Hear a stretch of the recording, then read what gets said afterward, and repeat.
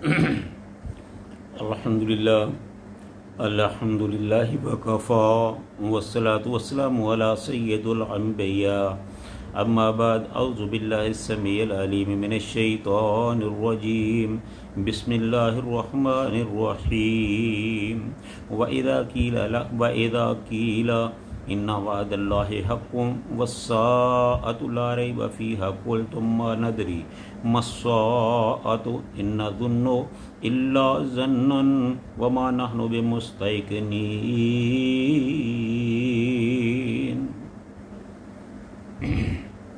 हर किस्म की हम्द व सना अल्लाह ताला की ज़ात वाला सफ़ात के लिए, उसी के लिए तमाम सिफ़तें, उसकी तारीफ़ें, उसी के लिए तमाम बड़ाइयाँ, उसी के लिए तमाम किबरियाइयाँ। वही सब का खालिक, वही सब को पैदा करने वाला है, उसी ने सब की रोज़ी का ज़िम्मा लिया है, वही सब की मुश्किलात को दूर करने वाला है।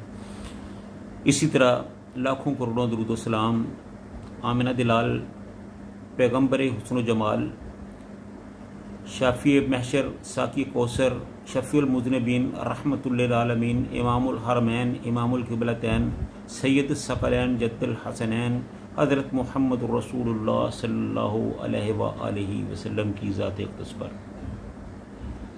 तो नाज़रीन, जैसा कि ये तमाम आयात जो हैं ये क़यामत से मुतल्लक़ ही चल रही हैं, इस आयत में भी अल्लाह ताला ने क़यामत का ही ज़िक्र किया है।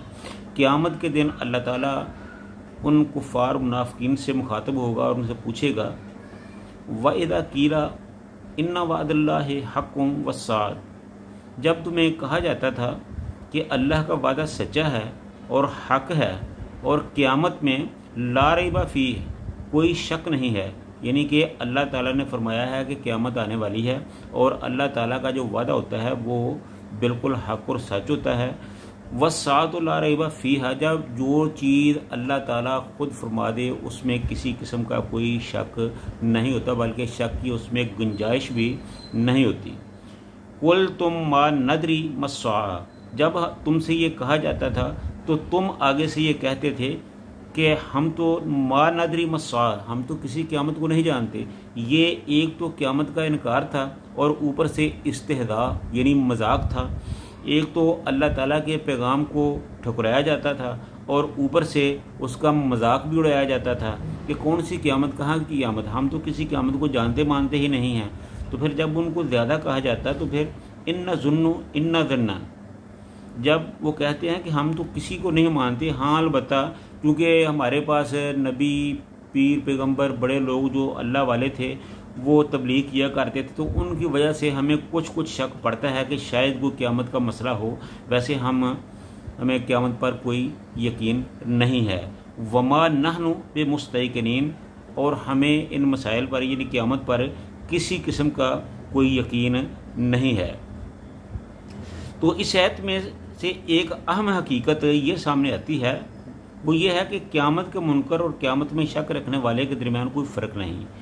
दोनों एक ही जैसे मुजरम और एक ही जैसे काफिर हैं। और इससे आगे ये भी नतीजा निकलता है कि जिन चीज़ों पर ईमान लाना ज़रूरी है, मसलन अल्लाह की ज़ात व सफ़ात पर ईमान लाना, अल्लाह के फ़रिश्तों पर, उसके रसूलों पर, उसकी किताबों पर, रोज़े आखिरत पर, खैर व शर के अल्लाह की तरफ से मुक़द्दर होने पर, और इनमें से किसी एक चीज़ का इनकार कर देना या उसे मशकूक समझना एक ही बात है, और ऐसा करने वाला मोमिन नहीं बल्कि काफिर है।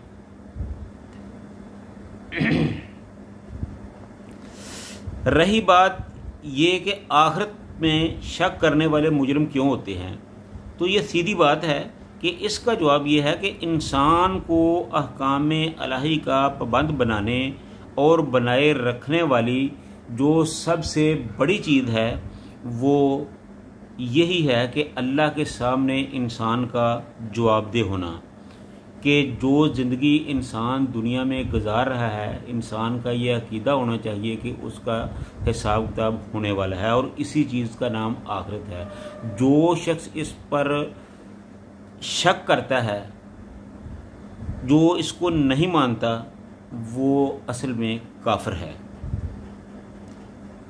और यही चीज़ इंसान को काफिर बनाती है, यही चीज़ इंसान को मुनकर बनाती है कि जो चीज़ अल्लाह के सामने जवाबदही से इनकार पर मजबूर कर दे, वो चीज़ कुफ्र पर मुंतज होती है, उसकी वजह से आदमी काफिर हो जाता है।